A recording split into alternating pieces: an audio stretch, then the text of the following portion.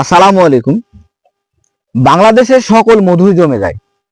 অনেক মানুষ মনে করে মধু জমলে মনে হয় ভেজাল, আর অনেক মানুষ মনে করে সরিষার মধু শুধু জমে যায়, অন্য কোনো মধু জমে না। কিন্তু আপনার ভুল।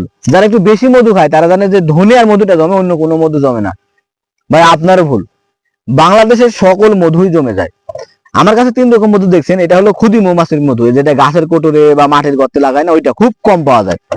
এইটা হলো কালোজিরা ফুলের মধু। এটা ফেনা দেখে হয়তো বা বুঝেছেন প্রাকৃতিক চাকের মধু। তো এই খুদি বলেন, কালোজিরা বলেন, প্রাকৃতিক চাকের বলেন, সব মধুই জমে যায়। কিভাবে? খুদি মৌমাছির মধু যদি 2-3 বছরে পুরাতন হয়ে যায়, ও অটোমেটিক জমে যায়, বা ফ্রিজে রাখলেও জমে যাবে। কালোজিরা ফুলের মধু যদি আপনি ফ্রিজে রাখেন, ও জমে যাবে, দেরিতে কিন্তু জমে যাবে। কিংবা এই কালোজিরা ফুলের মধুও জমে যাবে যদি 1 বছরে পুরাতন হয়ে যায়। চাকের মধু ফ্রিজে রাখেন বা এমনি যদি 1 বছর বা 2 বছর পুরাতন হয়ে যায়, এটি জমে যাবে। এগুলো কিভাবে জমে জানেন? যে দেখবেন যে চিনির চেয়ে শক্ত দানা পড়ে। এগুলোতে চিনির চেয়ে শক্ত দানা পড়ে। দেখবেন মাঝে মাঝে মনে করেন যে মধু খাওয়া হয়ে গেছে, বোতলে সামান্য মধু লাগাছিল, 1 বছর বা 2 বছর পর বোতল পাবেন, দেখবেন যে বিন্দু বিন্দু বিন্দু হয়ে চিনির চেয়ে শক্ত দানা হয়ে জমে আসে।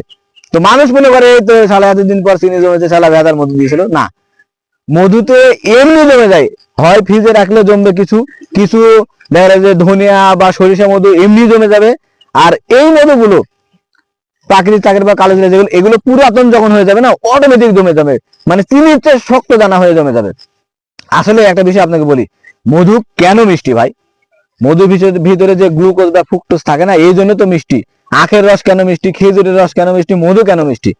এই মিষ্টি হওয়ার জন্য যে দায়ী গ্লুকোজ ফ্রুক্টোজ, আপনার কিছু বুঝতে হবে না।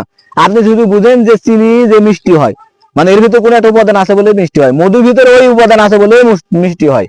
বা আখের বা খেজুরের রসের ভিতরে ওই উপাদান আছে বলে মিষ্টি হয়। সুতরাং মধুর ভিতরে জমে যাওয়ার মতন কোনো না কোনো উপাদান আছে, মানে চিনির মতন শক্ত হওয়ার মতন কোনো না কোনো উপাদান আছে। এইটা কখনো দ্রুত জমে শক্ত হবে, কখনো 2 বছর পরে জমে ওরকম চিনির মতো খসখসে দানা হবে। তবে এটা বোঝার একটা সহজ উপায় কি, মধু যখন জমে যায় অনেক বছর পরে, যেগুলো চিনির চেয়ে শক্ত দানা হয়। এইটা হলো সঠিক বিষয়। আপনি যদি বুঝে থাকেন চিনি কেন মিষ্টি, মানে কিছু একটা উপাদান আছে চিনি খসখসে, মধুর ভিতরে মধু কেন মিষ্টি, এরকম কোন একটা উপাদান আছে যেটা জমে শক্ত, মানে শক্ত দানা হতে পারে।